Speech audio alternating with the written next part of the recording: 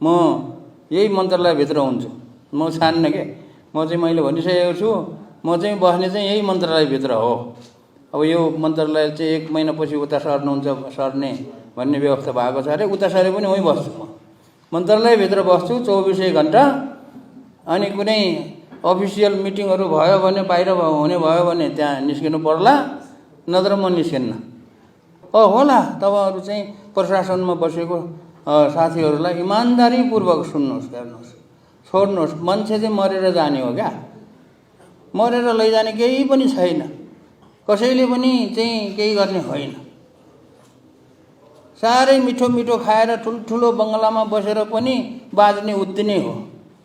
झुप्रोमा बसेको मान्छे पनि बाँचेछ नि, उति नै वर्ष बाँचेको छ त।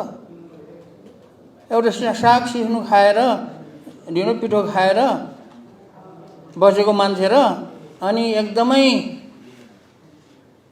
झुप्रो के अरे एकदमै धनाढ्य व्यक्ति एकदमै मिठो मिठो खाएर राम्रो राम्रो लगाएर अनि चाहिँ आलिसन बङ्गलामा बसेर त्यो धेरै बाँचेको छ। आखिर त बाँच्ने त उति हो।